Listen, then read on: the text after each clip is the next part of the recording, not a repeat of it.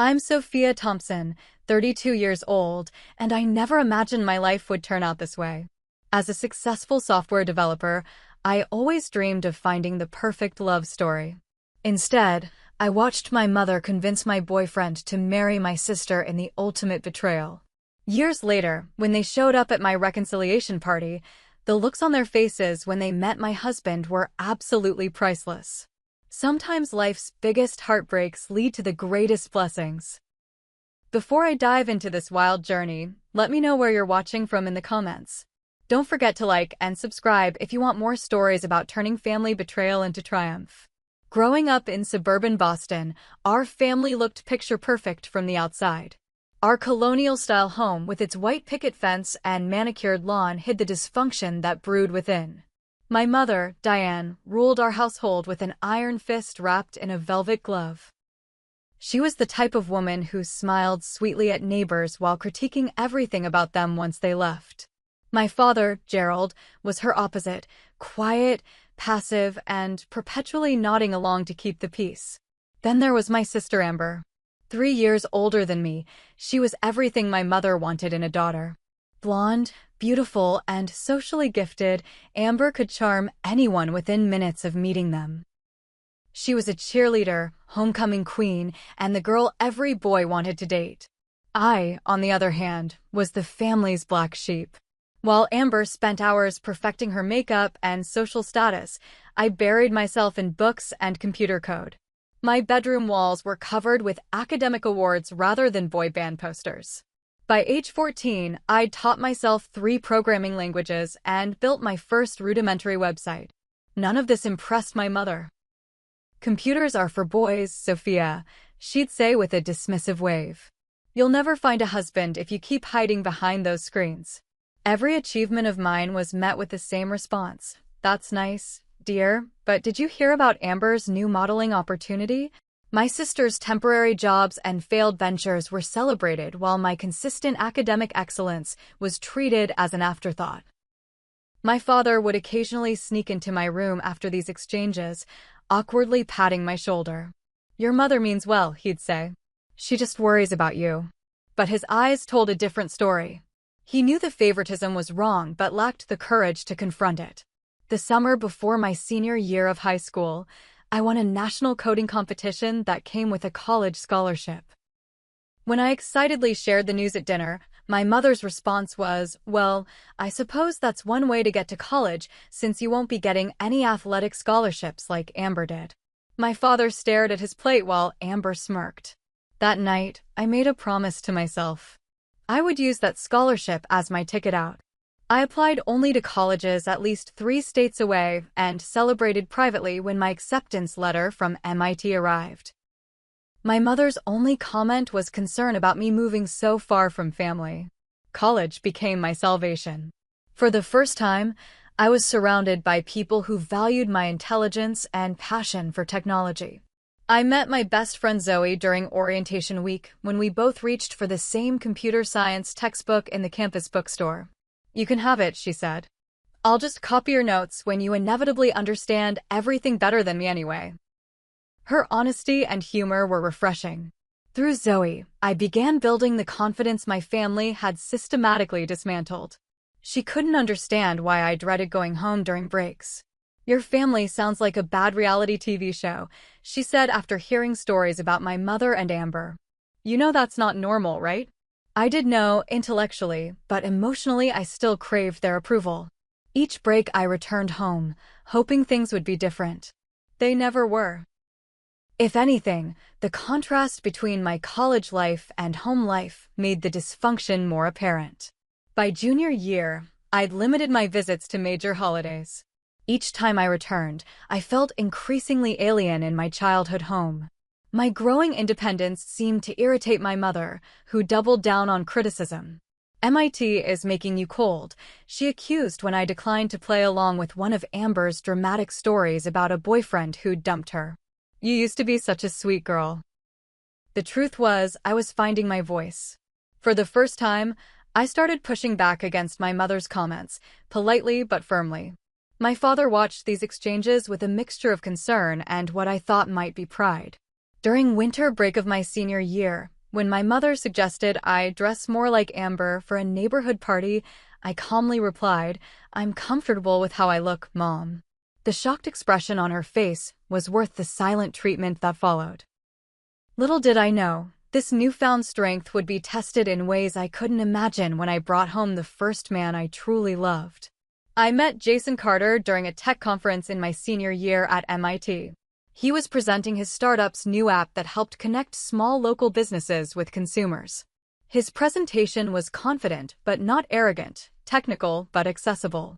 When he fielded questions from the audience, he seemed genuinely interested in feedback rather than defending his ideas. I was impressed. After the presentation, I worked up the courage to approach him with some suggestions about his user interface. Instead of dismissing me, he pulled out his notebook and asked me to explain further. We ended up talking for over an hour, eventually moving to a nearby coffee shop when conference staff needed to close the room. Jason was 26, 4 years older than me, with a computer science degree from Stanford and 2 years of experience at Google before striking out on his own.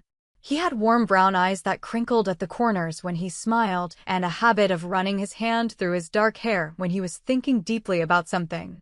"Your perspective is exactly what this project needs," he said as we finished our third cup of coffee. "Would you be interested in meeting again to discuss this further?" That meeting turned into weekly coffee dates, which evolved into coding sessions at the campus library, which eventually became actual dates. Jason was unlike anyone I'd ever met. He was brilliant but humble, ambitious but ethical. He listened when I spoke and valued my opinions. For the first time, I felt truly seen. Our relationship deepened over the next few months. We'd spend hours talking about everything from algorithmic efficiency to our favorite childhood cartoons. He shared his dreams of building technology that would genuinely improve people's lives, not just make money. I found myself opening up about my family dynamics, something I rarely discussed with anyone besides Zoe. "They sound challenging," he said carefully after I described a particularly painful Christmas where my mother had compared my academic scholarship to Amber's beauty pageant win, declaring only one of those would last beyond youth. "Your intelligence and passion are incredible gifts, Sophia," Jason continued. "Anyone who can't see that isn't seeing you clearly." By spring break, we were serious enough that I invited him to come home with me to meet my family. Part of me wanted to show off this amazing man who valued exactly what my family dismissed about me. Another part hoped that seeing me with someone like Jason might finally make my mother recognize my worth. The visit started promisingly. My father seemed genuinely interested in Jason's business, asking thoughtful questions about his startup's growth strategy. My mother was uncharacteristically warm, serving her special Sunday roast usually reserved for Amber's boyfriends. "You've done well for yourself, Jason," my mother said, refilling his wine glass for the third time. "Stanford, Google, and now your own company at such a young age. Very impressive." I should have recognized the gleam in her eye. It wasn't approval of my choice, it was assessment of an asset. Amber arrived halfway through dinner, making what I now realize was a calculated late entrance. She'd been in the area and decided to drop by, though she lived 40 minutes away. She was between boyfriends at the time and had recently been laid off from her receptionist job at a local real estate office. My sister swept into the dining room in a form-fitting dress, hair and makeup perfect, despite her claims of just being in the neighborhood. She kissed everyone hello, lingering slightly when she reached Jason. I noticed her hand resting on his shoulder as she leaned in.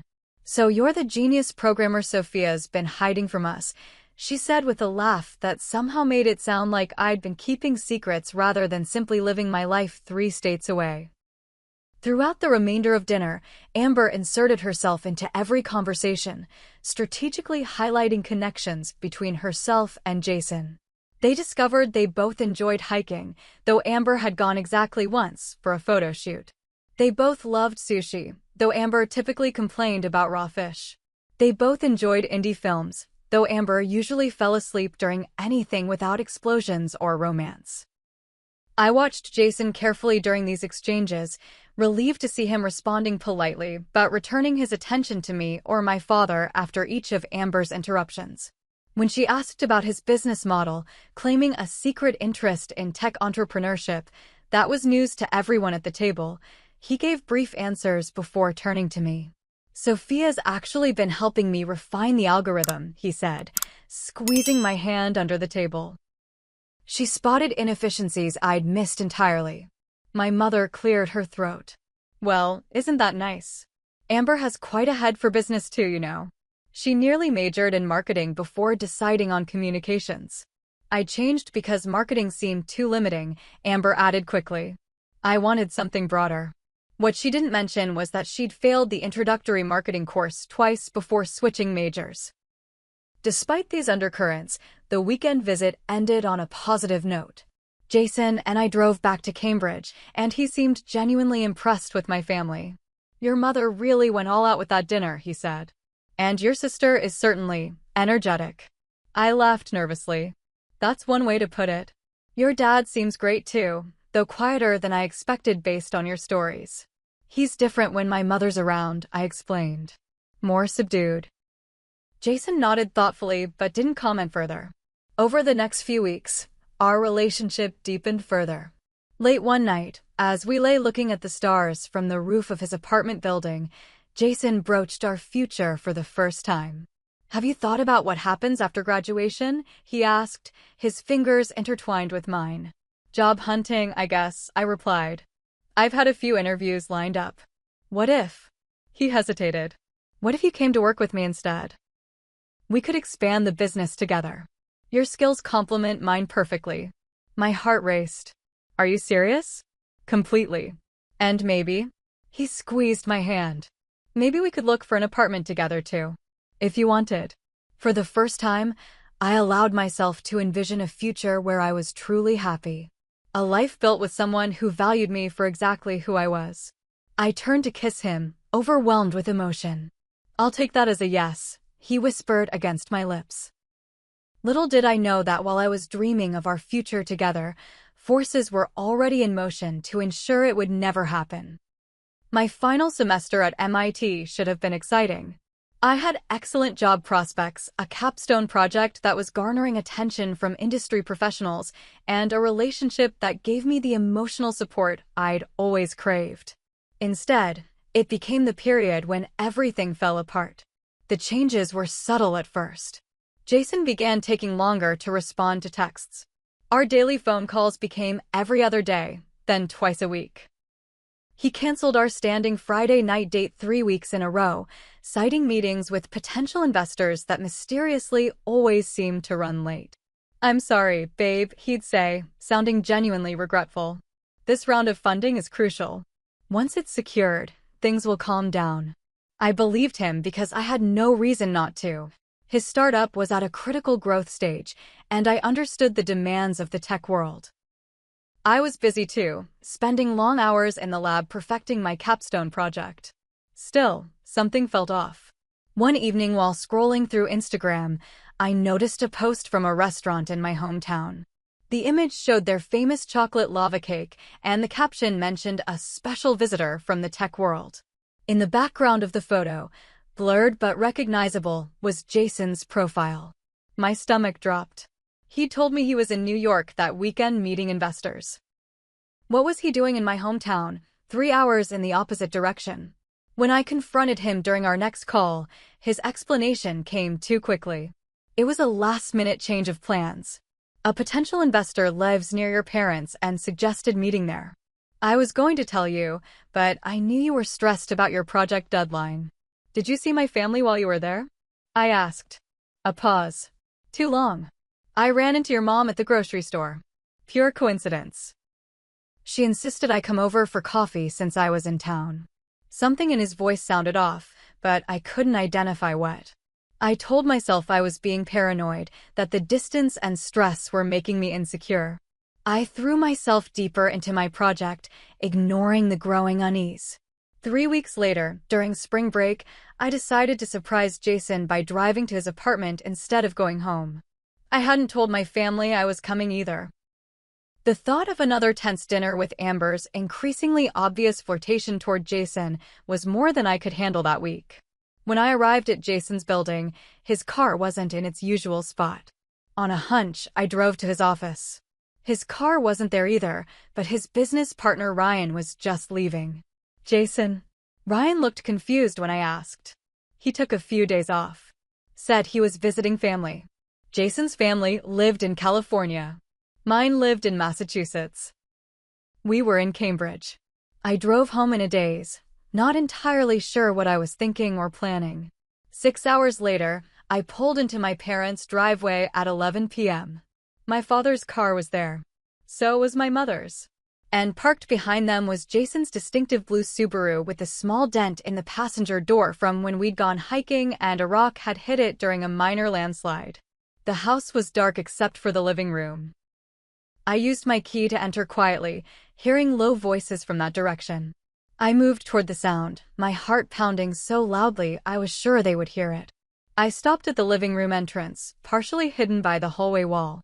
Jason sat on our couch, my sister beside him, closer than friends would sit. My mother was in her favorite armchair across from them, leaning forward animatedly as she spoke. "You two make so much sense together," she was saying. "Sophia is so absorbed in her computer world. She'll never fully appreciate what you're building, Jason. You need someone who understands the social aspects of business, the connections, the networking. Amber has those skills in abundance." "Sophia's been really distant lately," Jason replied, though he shifted uncomfortably. "Always working on her project." "That's how she is," Amber chimed in, placing her hand on his knee. "Always choosing computers over people. Remember when she skipped my college graduation to attend that tech conference?" I hadn't. I'd skipped it because Amber specifically told me not to come after I'd refused to write her final term paper for her. "I just don't know anymore," Jason continued. "Things were so clear a few months ago, but now. You need to think about your future," my mother pressed. "Amber can be the perfect partner for a man with your ambitions. The supportive wife who makes the right connections, hosts the right dinner parties. Can you honestly see Sophia doing that? She'd probably wear jeans to a business function and talk about coding all night." I must have made a sound, because suddenly all three heads turned in my direction. The look on Jason's face, shock mingled with guilt, told me everything I needed to know. "Sophia." My mother recovered first. "What a surprise. We thought you were staying at school this week." I ignored her, focusing on Jason. "How long has this been going on?" He stood up, moving away from Amber. "It's not what it looks like." "Really?" "Because it looks like you've been coming to my family home behind my back. It looks like you're sitting here with my mother and sister discussing our relationship and your doubts about me." "What part am I misinterpreting?" "Sweetheart," my mother interjected, "we're just having a conversation. Jason has been kind enough to visit your father and me occasionally. Is that so wrong? And me ending up here during those visits is pure coincidence," Amber added with a smirk that disappeared when my mother shot her a warning look. "When did these visits start?" I asked Jason directly. He couldn't meet my eyes. "A couple months ago. Your mom called me, said your dad was having health issues and wanted some company while your mom ran errands." It seemed harmless. My father had no health issues. And he was currently upstairs, oblivious or deliberately absent from this scene. And then, Jason ran a hand through his hair, that familiar gesture now painful to watch. Then it became regular. Your mom would call, say they missed having young people around. I'd stop by when I was in the area. When you told me you were somewhere else. He didn't deny it. "Sophia," my mother stood, approaching me like I was a wounded animal that might lash out. "You're overreacting. Jason has been confused about your relationship. That's natural when young people are planning their futures. I simply pointed out that perhaps you two want different things.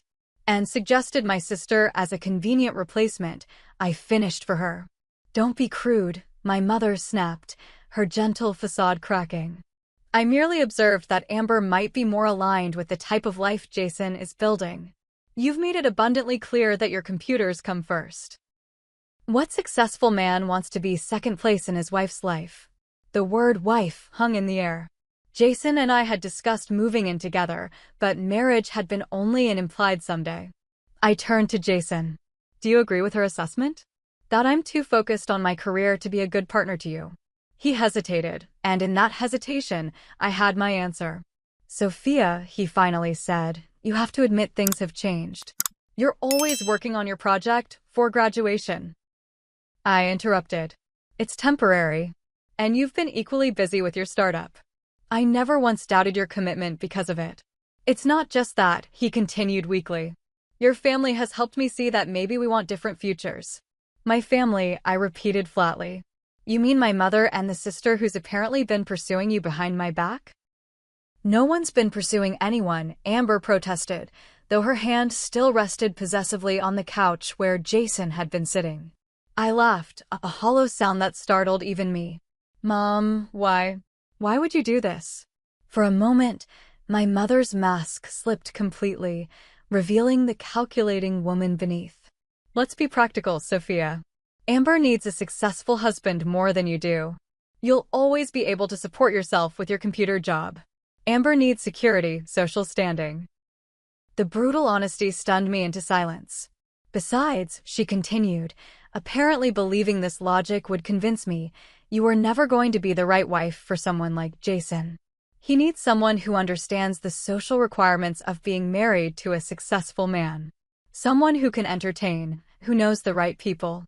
Someone who puts family first. I think what your mother means, Jason interjected, apparently finding his voice, is that we might want different things in life. No, I think my mother was perfectly clear, I replied, surprising myself with how steady my voice remained. She decided my sister deserves you more than I do, so she orchestrated this whole scenario. And you went along with it. I turned to leave, then paused. Where's Dad in all this? My mother's expression tightened. Your father doesn't involve himself in these matters. Which meant he knew and did nothing. Again. I looked at Jason one last time. We're done. Don't call me, don't text me, don't try to explain. Whatever we had is over. As I walked out, I heard my mother saying, she'll calm down eventually. Sophia has always been dramatic about these things. I got in my car and drove until I couldn't see through my tears anymore, pulling over at a highway rest stop. I called the only person I could trust. Zoe? I need help. Everything's fallen apart. The next few weeks passed in a blur. I couldn't eat, couldn't sleep, and definitely couldn't focus on completing my final semester. After spending 4 years working toward my degree, I made the painful decision to withdraw with just 2 months remaining. My academic advisor was shocked. This isn't like you, Sophia, she said during our meeting. Whatever is happening, we can work around it. Extensions, incomplete grades that you can finish during the summer. But the thought of remaining in Cambridge, where every coffee shop and library corner held memories of Jason, was unbearable. More importantly, I couldn't bear the thought of graduation with no one in the audience truly cheering for me. The facade had been completely shattered. Zoe offered me her couch until I figured out my next steps. Her tiny apartment became my refuge as I cycled through grief, rage, and paralyzing self-doubt. Some days I couldn't get out of bed, replaying my mother's words in my head, Amber needs a successful husband more than you do. Had my entire family relationship been a competition I wasn't even aware I was participating in? Your mother is genuinely the most toxic person I've ever heard of, Zoe declared one evening as we split a pint of ice cream. And I once had a roommate who stole my identity and opened 3 credit cards. Despite her attempts at humor, I could see Zoe's growing concern. After I spent a week barely leaving the couch, she gently suggested therapy. Just a few sessions, she urged. My cousin went after her divorce and said it changed her life. Mostly to appease her, I agreed. The therapist, Dr. Linden, was a woman in her 50s with kind eyes and a direct manner that cut through my foggy mental state. What your family did was a profound betrayal, she told me in our first session. Your feelings are completely valid, but you have choices now about what role they play in your future. Over the next few months, those weekly sessions became anchors. Dr. Linden helped me see patterns in my family dynamics that went far beyond this final betrayal. More importantly, she helped me understand that I didn't have to continue participating in them. Your mother's behavior suggests deeply rooted insecurities that she's projecting onto both you and your sister, Dr. Linden explained. But her issues don't have to become your issues. By August, I had made a decision.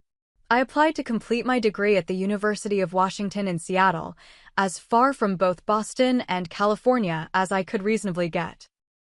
With my MIT transcript and glowing recommendations from professors, I was accepted with a scholarship that would cover my final semester.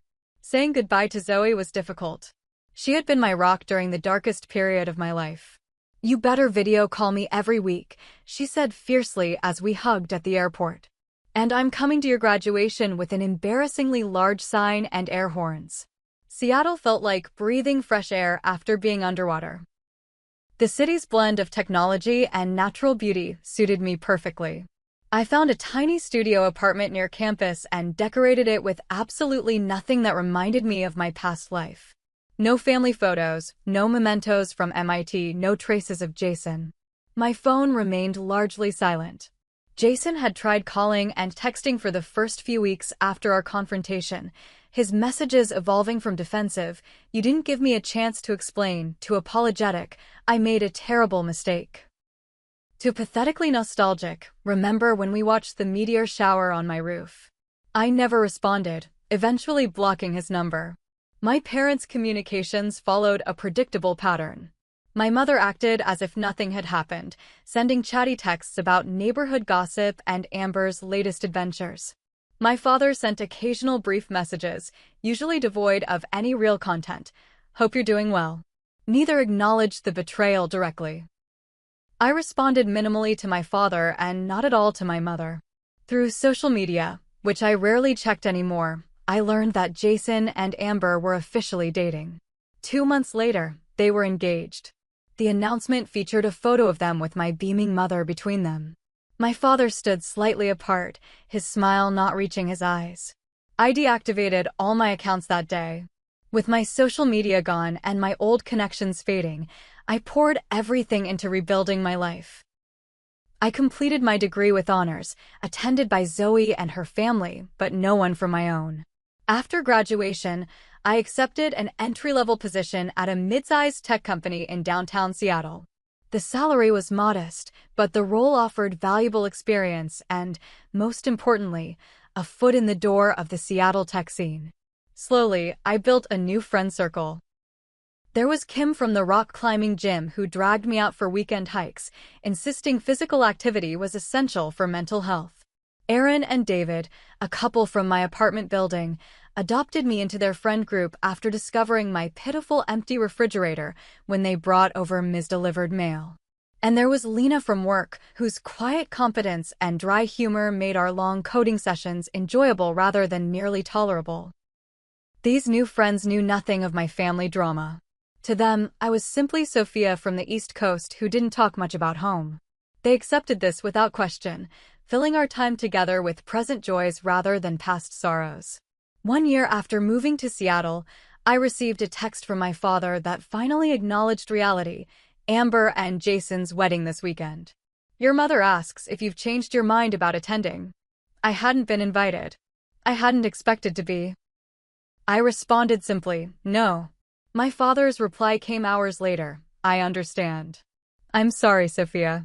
It was the closest thing to an apology I'd received from any of them, and, while insufficient, it opened a thin channel of communication between us. We began exchanging occasional texts, nothing deep, usually just brief life updates. He never mentioned my mother or Amber, and I never asked. Through this minimal connection, I learned that Jason's startup had failed 6 months after their wedding. He was now working for a competitor of the company he'd founded, a significant step down from CEO. Amber was between jobs again. They had moved into my parents' guest house temporarily, while Jason regrouped. This information should have brought satisfaction, perhaps even joy. Instead, I felt a strange emptiness. Their struggles didn't undo my pain or restore what I'd lost. Success, I realized, would be the best revenge, not because it would hurt them, but because it would fulfill me. Around this time, I was assigned to a new project at work, developing software for healthcare systems. The project lead was Raj Patel, a brilliant developer with 15 years of experience who had recently transferred from our San Francisco office. Under his mentorship, my skills expanded exponentially. "You have remarkable talent," he told me during a code review. "But you're playing it safe. Don't be afraid to propose solutions that break conventional approaches." His encouragement pushed me to develop innovative algorithms that significantly improved our system's efficiency. When the project was completed ahead of schedule and under budget, Raj made sure the entire department knew my contributions had been key to its success. That project led to my first promotion, then to larger responsibilities and leadership roles. By my third year in Seattle, I had established a reputation as someone who solved problems others couldn't. My career was flourishing in ways I couldn't have imagined during those dark days on Zoe's couch. Yet, despite professional success and a supportive friend circle, I kept potential romantic partners at arm's length. The betrayal had left scars that made trusting difficult. Several promising relationships ended when I couldn't bring myself to be fully vulnerable. The wall I'd built for protection had become a prison of sorts. Dr. Lyndon, with whom I still had occasional video sessions, gently pointed this out. "Walls keep out pain," she said, "but they also keep out joy. At some point, you'll need to decide if the protection is worth the isolation." I wasn't sure it wasn't. But life has a way of making decisions for us when we hesitate too long to make them ourselves.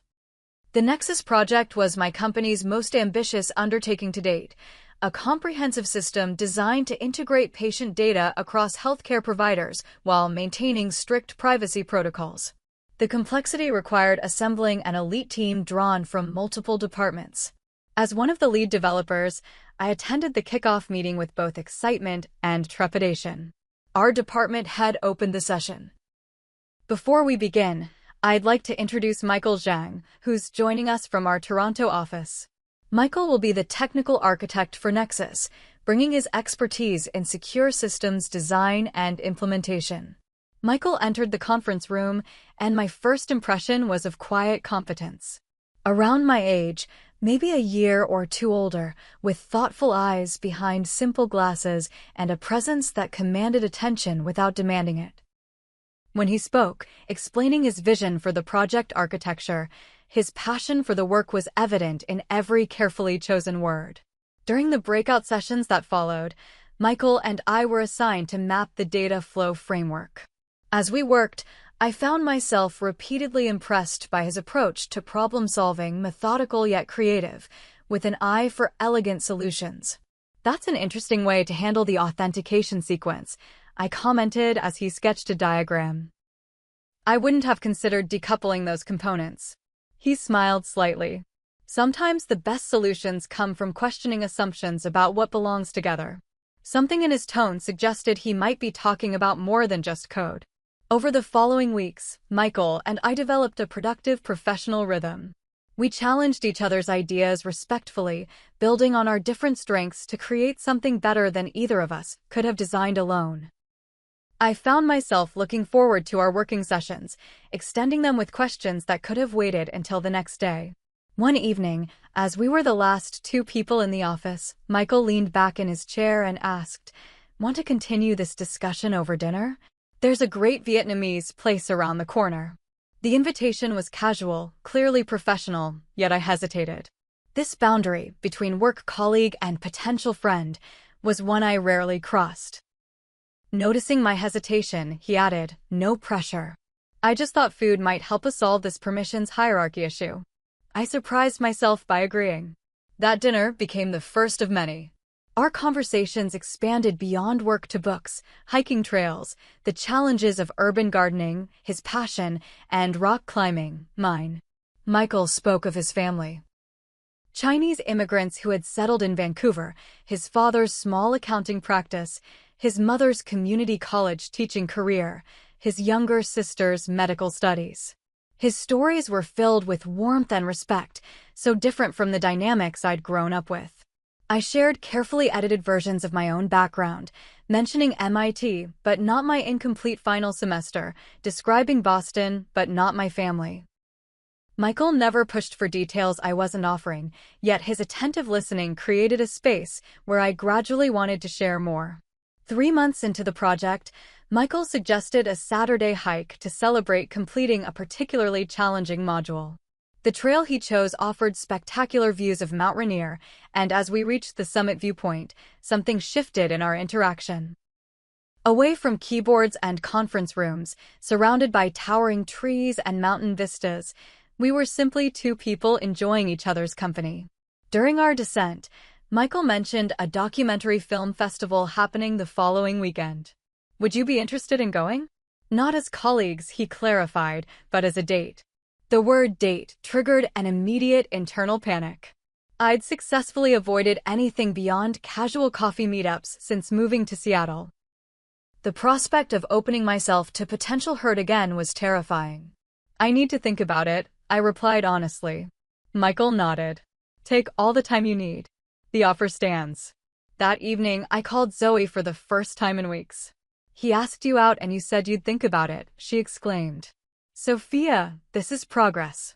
6 months ago, you would have invented an imaginary pet emergency to avoid answering. But what if it goes wrong? I asked. What if he's not who he seems to be? What if he is exactly who he seems to be? She countered. Look, I get it. Jason and your family did a number on you. But from everything you've told me, Michael seems genuinely decent. And you clearly like him enough to be scared of liking him. She was right. After wrestling with my fears for another day, I texted Michael to accept his invitation. Our first official date revealed another layer of Michael that deepened my attraction. His intelligence I already knew, but outside of work, his playful sense of humor emerged. He asked thoughtful questions and remembered small details from our previous conversations. Most importantly, he seemed completely comfortable with himself, lacking the insecurity that often drives people to impress others. As weeks became months, our relationship deepened. Michael's patience allowed me to set the pace, never rushing intimacy or declarations of feeling. When I finally told him I was falling in love with him 8 months after our first date, his response was both joyful and reassuring. I've been in love with you since our third project meeting, he admitted. When you demolished my security protocol design and then immediately built it back up better than before. I knew then you were someone special. Still, I kept my deepest wounds hidden. Michael knew I was estranged from my family, but not why. That changed after a year together, when he invited me to Vancouver to meet his parents during Lunar New Year celebrations. The Zhang family welcomed me with genuine warmth. Watching their interactions, the teasing affection, the arguments that resolved with laughter, the unquestioned support, brought both joy and an ache of comparison I couldn't suppress.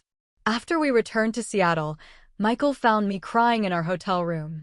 What's wrong? He asked, immediately concerned. Did my family overwhelm you? My mother can be intense, I know.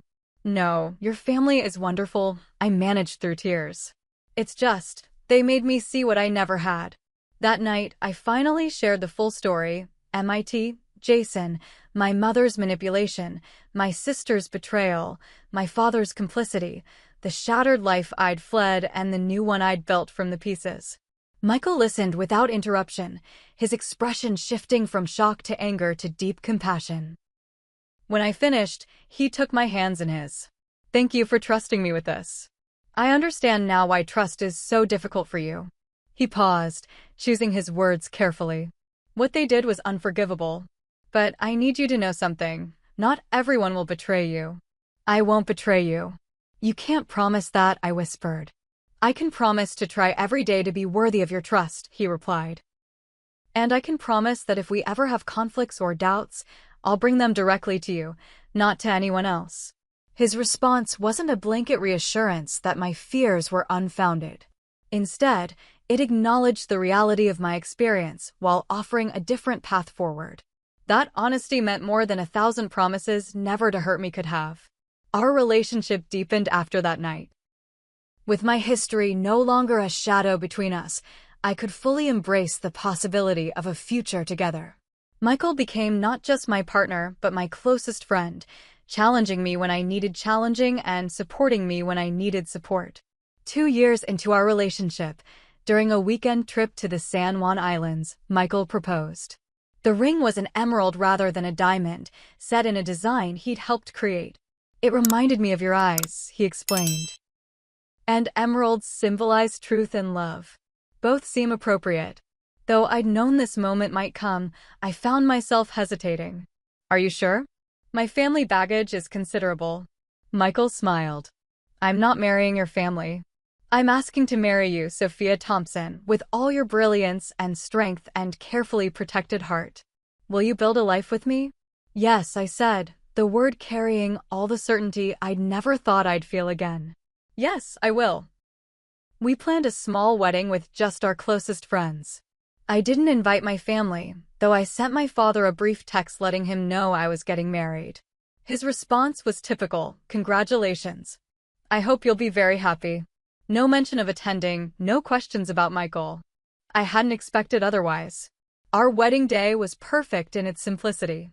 Zoe served as my maid of honor, flying in from Boston with her new fiancé. Michael's sister Jennifer was a bridesmaid, and his college roommate Lucas stood as best man. We exchanged vows in a garden overlooking Puget Sound, surrounded by 40 people who truly cared about us. Today I choose you, Michael said in his vows, and I'll choose you again tomorrow and every day after that. My own vows acknowledge the journey. You taught me that trust isn't naive. It's the bravest choice we can make. I trust you with my heart, my future, and all the dreams we'll build together. After the wedding, life expanded in unexpected ways.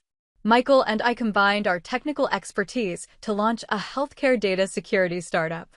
The timing was perfect. Increased regulations around patient data privacy created an immediate market for our solutions. Within 18 months, we'd grown from just the two of us working evenings and weekends to a company of 20 employees with significant venture funding. Success brought visibility I hadn't anticipated. Our company was featured in tech publications and local business journals. I gave interviews about data security and presented at conferences. Though I used my married name professionally, Sophia Zhang, it was only a matter of time before my past and present collided. That collision came in the form of a LinkedIn message from Jason. Congratulations on your success. You always were the brilliant one. Would love to catch up sometime. I showed the message to Michael, who raised an eyebrow. What do you want to do? Nothing, I replied. He's not part of my life anymore. I deleted the message without responding, but it triggered thoughts about my family that I'd managed to suppress for years. Through occasional texts with my father, I knew that Jason and Amber's marriage was struggling. His career had never recovered from his startup's failure, and Amber had grown resentful of their financial dependence on my parents. My mother, apparently, still controlled the family narrative, positioning me as the ungrateful daughter who had abandoned them. Then came news that changed everything. My father had been diagnosed with pancreatic cancer. His text was characteristically understated. Doctor says 6 to 12 months. Would like to see you before then. After years of maintaining emotional distance, I found myself at a crossroads. The hurt remained, but so did earlier memories of my father teaching me to ride a bike, sneaking me extra dessert when my mother wasn't looking, quietly encouraging my academic interests even when he didn't understand them. I think I need to go, I told Michael that evening. Then we'll go, he replied simply. Together. The decision to reconnect with my family opened the door to a confrontation years in the making. A confrontation that would finally bring everything full circle in ways I never could have anticipated. After careful consideration, Michael and I decided that rather than visiting my family home, where my mother would control the environment, we would invite them to Seattle. The distance would give me emotional space and the home field advantage I needed for such a loaded reunion. We'll host them at our place, Michael suggested. That way you can set the terms of engagement. Our place was a waterfront property on Mercer Island, purchased after our company's second round of funding. The modern glass and cedar home with its expansive views of Lake Washington reflected our success in a way that words couldn't convey. I wasn't above wanting my family to see what I'd built without them.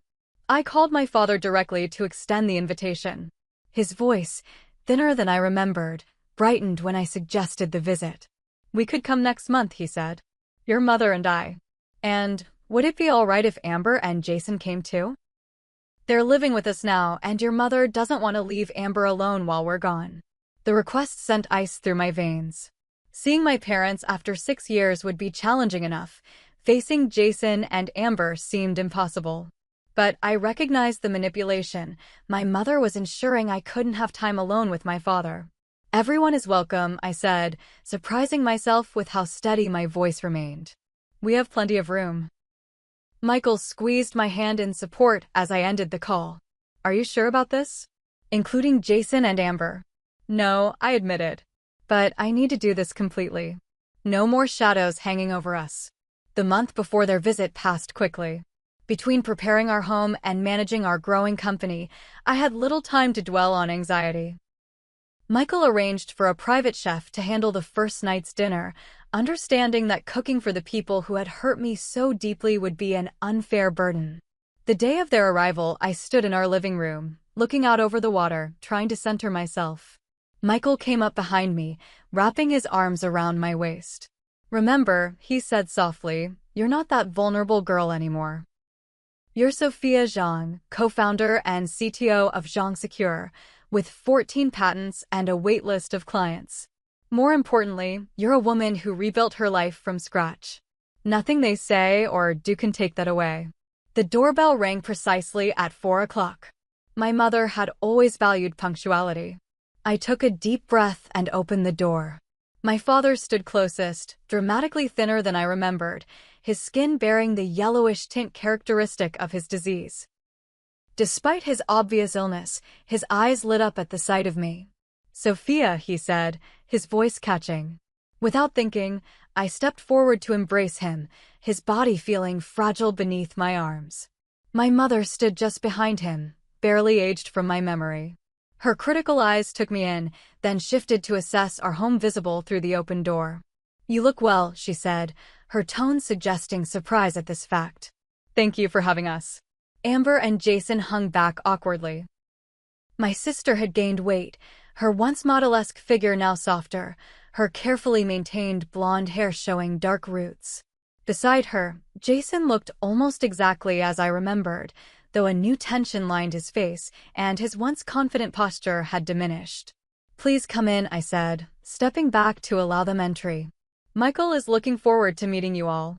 As they entered our home, I watched their expressions. My mother's practiced neutrality couldn't fully mask her shock at the obvious luxury. Amber's eyes widened, darting from the vaulted ceilings to the designer furniture to the floor-to-ceiling windows showcasing the lake view. Jason seemed to physically shrink as he took in the success I'd achieved without him. Michael appeared from his office, the consummate host. Tall, distinguished in casual linen pants and a light blue button-down that complemented his warm complexion, he radiated confidence without arrogance. Welcome to Seattle, he greeted them, shaking hands with my father, then my mother. When he reached Jason, there was a brief, charged moment as the two men assessed each other. Michael's smile never wavered, but I saw Jason recognize something in my husband's eyes, knowledge of exactly who Jason was and what he had done. We've prepared the guest rooms upstairs, Michael continued smoothly. Why don't you all get settled before dinner? Sophia can show you the way. As I led my family upstairs, my mother fell into step beside me. This is quite a home, she remarked. Your husband must be very successful. We both are, Mother, I replied evenly. I co-founded our company with Michael. We're equal partners in every sense. She absorbed this information with a tight smile. How progressive. I showed them to their rooms, my parents in the main guest suite, Amber and Jason in the smaller room across the hall. As they unpacked, I retreated downstairs to find Michael opening wine in the kitchen. They're exactly as you described, he said quietly.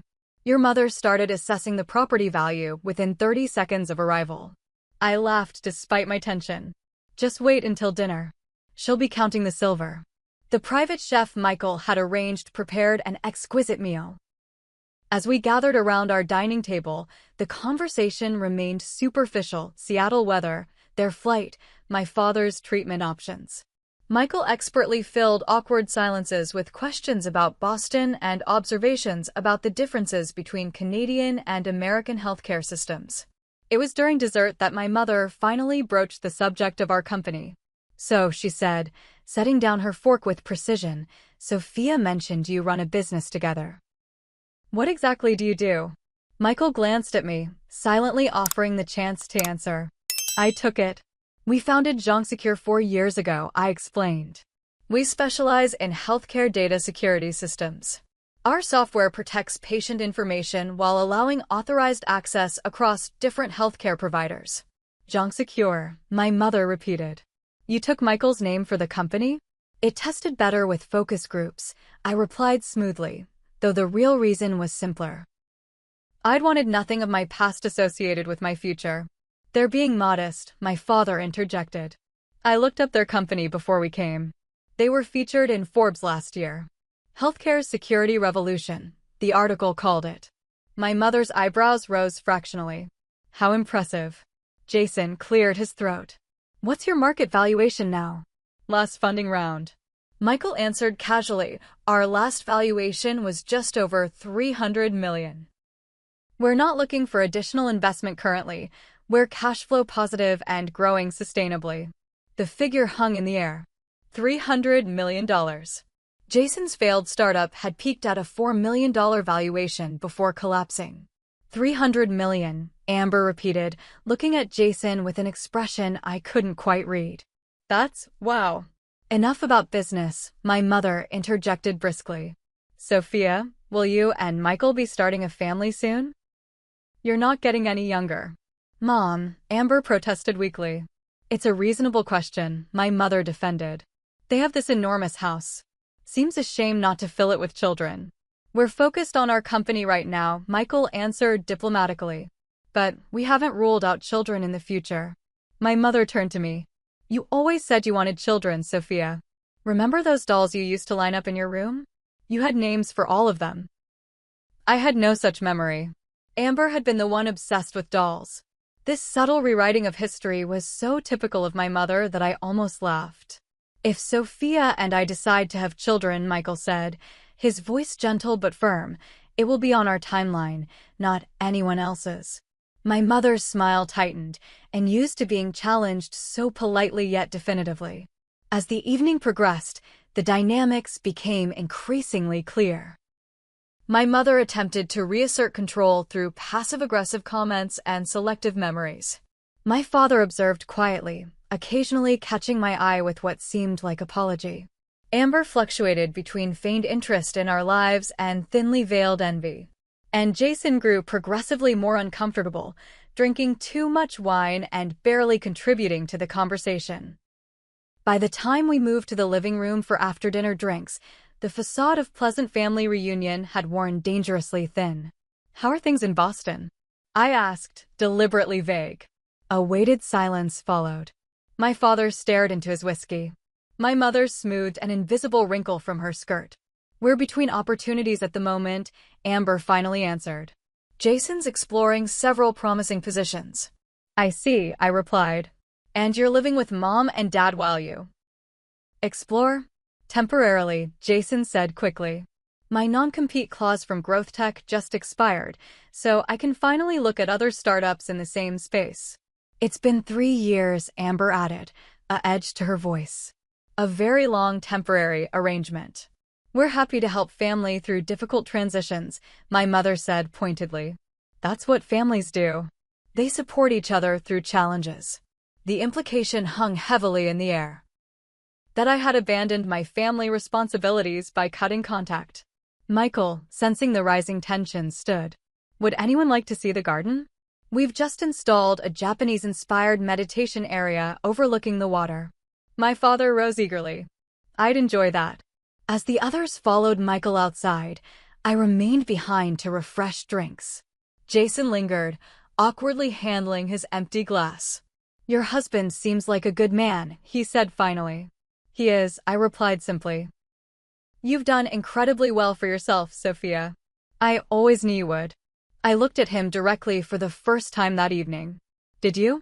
Because I recall you agreeing that I was too focused on my career to be a good partner. That I'd never understand the social aspects of business. He flushed. I was confused. Your mother can be very persuasive. Yes, she can be. But we all make our own choices, Jason. He set down his glass. I made the wrong one. Surely you know that by now. Before I could respond, my father appeared in the doorway. Sophia? Could I speak with you privately for a moment? Jason nodded awkwardly and slipped past my father toward the garden. My father took a seat on the couch, his movements slow and deliberate. Your home is beautiful, he said. But more importantly, you seem happy. I confirmed. I owe you an apology, he continued, his voice low. Many apologies, actually. I failed you, Sophia. I knew what your mother and Amber were doing with Jason, and I did nothing to stop it. The directness of his admission startled me. Why not? He sighed heavily. Cowardice, mainly. I've spent 40 years taking the path of least resistance with your mother. It was easier to let her have her way than to fight battles I didn't think I could win. He looked up, his eyes damp. But that's no excuse for letting her hurt you. For hurting you myself through inaction. His sincere regret pierced the armor I'd built around my heart. I needed you to stand up for me, Dad. I know. And I'll regret until my dying day that I didn't. He reached for my hand. I don't expect forgiveness, Sophia. I just wanted you to know that I see clearly now what happened, and I'm deeply sorry for my part in it. From the garden, raised voices drew our attention. Through the windows, I could see my mother and Amber in what appeared to be a heated discussion with Michael standing calmly between them.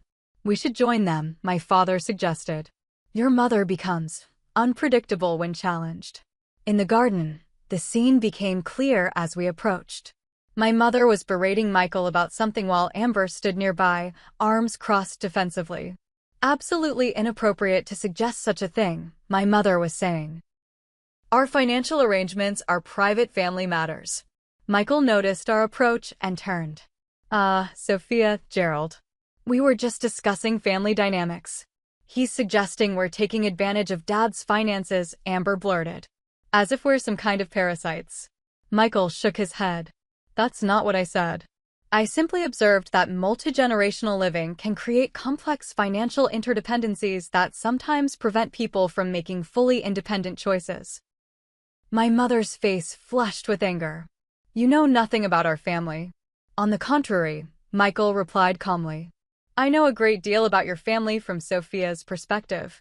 I know about the manipulation, the favoritism, the betrayal. Michael, I warned softly, though part of me thrilled to hear someone finally confront my mother directly. Betrayal is a strong word, my mother sniffed. Family matters are complicated. Sophia has always had a flair for drama and a selective memory. Mom, Amber interrupted, surprising everyone. Stop. Just stop. My mother turned to her in shock. Excuse me. He's right, Amber continued, her voice shaking. We both know what you did with Jason. What we did. It was wrong.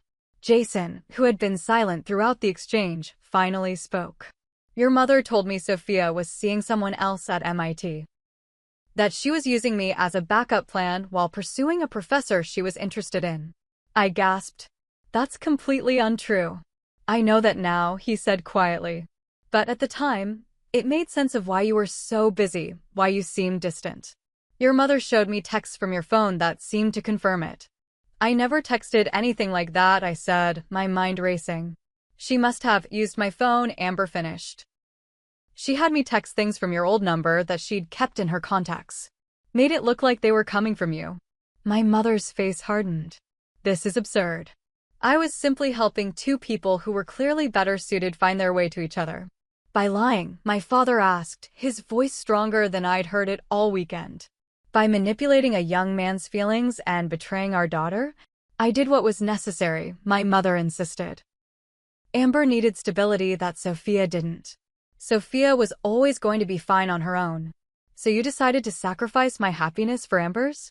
I asked, the hurt still fresh despite the years. I made a practical decision, my mother replied unapologetically. Amber's looks were her only real asset. She needed to capitalize on them before they faded. You had your education, your career potential. Mom, Amber exclaimed, clearly wounded. Is that really how you see me?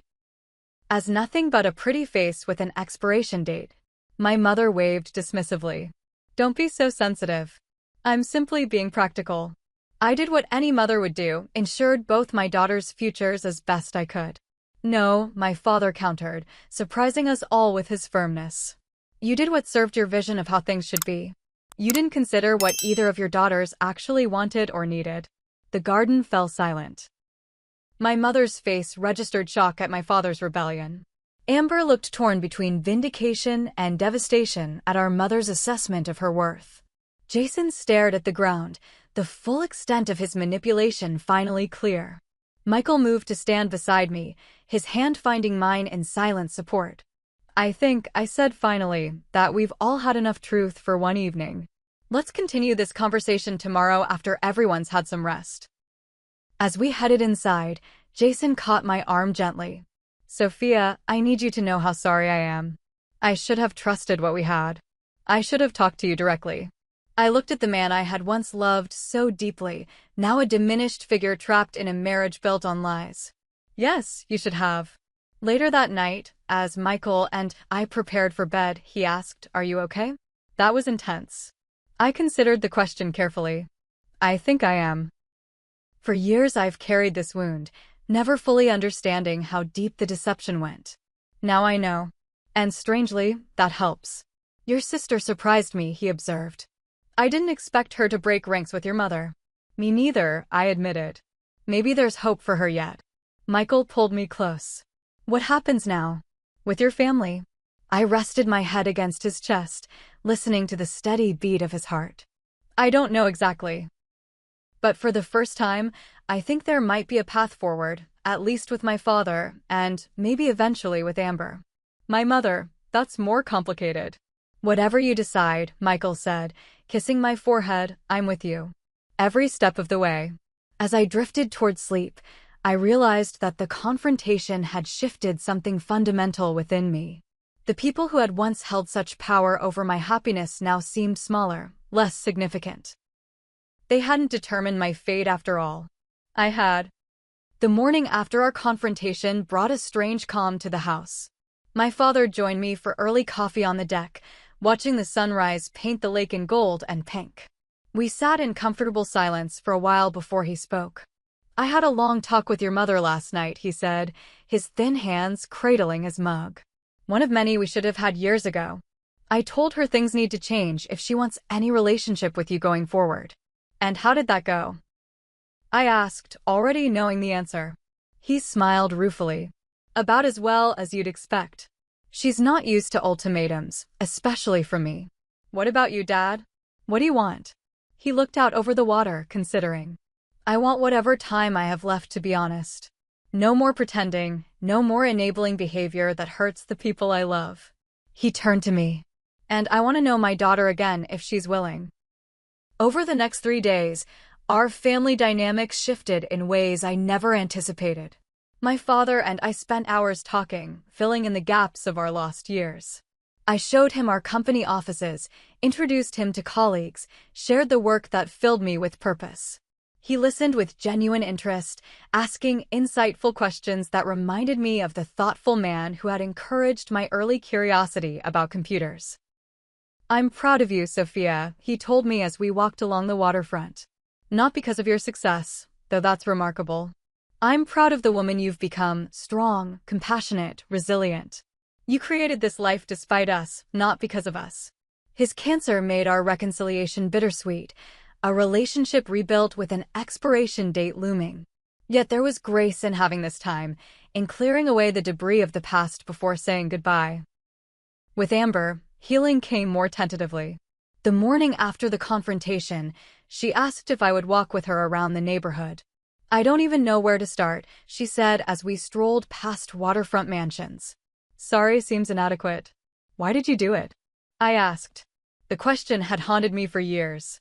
She was quiet for a long moment. At first, it was just flattering to have someone like Jason interested in me. Mom kept saying what a good match we'd be, how much more I deserve someone successful than you did. She glanced at me. I know how awful that sounds now. And later? When you knew how much it hurt me. By then, I was trapped in Mom's narrative. If what we'd done wasn't justified, then I was just terrible. It was easier to believe you'd be fine, that you didn't need Jason like I did. She stopped walking. The truth is, I was weak. I let Mom make my decisions because taking responsibility for my own life was scary. Her honesty surprised me. When did that change? Watching you yesterday, successful, confident, genuinely happy with Michael. It made me see what taking control of your own life actually looks like. She sighed.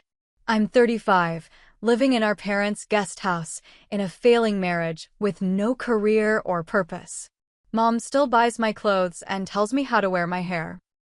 I felt an unexpected pang of empathy.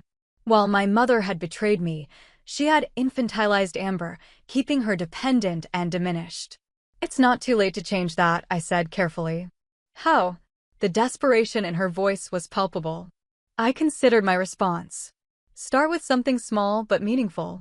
Get a job, any job that's yours alone. Open a bank account in only your name. Build from there. Over the following days, we had several similar conversations. I didn't offer forgiveness. That would take time, but I did offer perspective and practical advice. To my surprise, Amber listened. My relationship with my mother remained the most complicated. After the confrontation, she retreated into cool politeness, maintaining the fiction that she had acted in everyone's best interests. On their final evening with us, however, as Michael and my father discussed baseball in the living room and Amber helped our housekeeper with dishes, my mother found me alone on the deck. You've done well for yourself, she said, an admission that clearly cost her. Better than I expected. Thank you, I replied, not taking the bait of her qualified praise. I still believe I did what was necessary at the time, she continued. But I recognized that my methods were perhaps overly controlling. Coming from my mother, this was the closest thing to an apology I was likely to receive. I won't pretend what you did didn't hurt me deeply, I said. But I've built a good life. A life that makes me happy. She nodded, looking out at the water rather than at me. Your father wants us to seek counseling. Family therapy, he calls it. I couldn't hide my surprise. And you agreed? It's important to him. She smoothed her slacks, a nervous gesture I remembered from childhood. Would you consider joining us occasionally? Not regularly, of course. I know you're busy. The request, halting and uncomfortable, revealed vulnerability I'd never seen in her before. I'll think about it, I promised, not ready to commit but unwilling to refuse outright. She accepted this with a nod, and we stood in silence watching the sunset, two women with a broken past and an uncertain future, but perhaps a sliver of possibility between us. The most surprising conversation came from Jason, who asked to speak with me privately before their departure. Michael raised an eyebrow when I mentioned the request. Are you comfortable with that? He asked. Yes, I assured him. There's nothing he could say that would affect us. Jason and I sat in the garden, the space between us filled with history and regret. I wanted to thank you, he began, which was not what I expected. For what? For not hating me, he said simply. You would be justified. I considered this. Hate requires energy I'd rather direct elsewhere. Besides, I've come to understand how thoroughly you were manipulated. That doesn't excuse my choices, he said, showing more self-awareness than I remembered. I betrayed your trust. I let myself be convinced that what we had wasn't real or valuable. He hesitated. Seeing you with Michael, the way he looks at you, the respect between you, it's made me realize what I gave up. I tensed, worried this was heading toward an inappropriate confession. He noticed and quickly added, I'm not saying this to disrupt your life or suggest anything inappropriate. I want you to know that I recognize what I lost. The person I hurt. My biggest regret isn't the failed startup or the career setbacks. It's that I let someone else define what should have mattered most to me. His sincerity seemed genuine, his regret palpable. What will you do now? I asked. He sighed. Start over, I think. Amber and I have been pretending for years. Neither of us is happy. I'm sorry to hear that, I said, and meant it. Despite everything, I didn't wish them misery. Don't be. It's time for both of us to face reality and make better choices. He stood to leave, then paused. You deserved better, Sophia. I'm glad you found it. After they left, our house felt simultaneously emptier and lighter. The confrontation had been painful but necessary, clearing away festering wounds and replacing them with clear-eyed understanding. I couldn't change the past, but I could choose how it affected my future. In the months that followed, we established new patterns of connection. My father and I spoke weekly by phone and video chat as his condition deteriorated. I flew to Boston twice to spend time with him, difficult visits that nevertheless brought peace to both of us. When he passed away 8 months after our reunion, I stood beside my mother and sister at his funeral, united in grief if not in full reconciliation. After my father's death, Amber surprised everyone by following through on her promises to change. She filed for divorce from Jason, moved into her own apartment, and found work as an administrative assistant at a community college. The position was modest, but represented independence she'd never known. We maintained cautious, but increasingly warm contact, rebuilding a relationship that had been poisoned since childhood. My mother remained my mother, critical, controlling, resistant to change, but our confrontation had shifted the power dynamic permanently. She could no longer rewrite history or manipulate me. I engaged with her on my terms or not at all. It wasn't a warm relationship, but it was an honest one. With my family receding to their appropriate place in my life rather than dominating it, Michael and I focused on our future. Our company continued to thrive, expanding internationally and developing new security protocols that became industry standards. 2 years after the family confrontation, we welcomed our daughter, Lily, followed 18 months later by our son, James. Becoming parents ourselves cast my family history into sharper relief. As I held my children, I made silent promises never to play favorites, to see and celebrate them for exactly who they were, to let them chart their own courses with support rather than control. Watching Michael with our children, patient, attentive, delighting in their uniqueness, I often reflected on how completely my life had transformed from what it might have been. Had my mother not orchestrated that betrayal, had Jason and I married as once planned, would I have found this level of fulfillment? The painful truth was that their betrayal, while devastating, had ultimately freed me to build something far better than I might have otherwise. This wasn't about forgiving the unforgivable or finding silver linings in trauma. It was about recognizing that our worst moments don't define us unless we let them. That sometimes the path forward requires leaving behind not just people who hurt us, but also dreams and expectations that no longer serve us. The ultimate victory wasn't financial success or professional recognition, though those were gratifying. It wasn't even the beautiful family Michael and I created, precious as they were. The victory was internal. The knowledge that I had rebuilt myself from broken pieces into someone stronger, wiser, and more compassionate than before.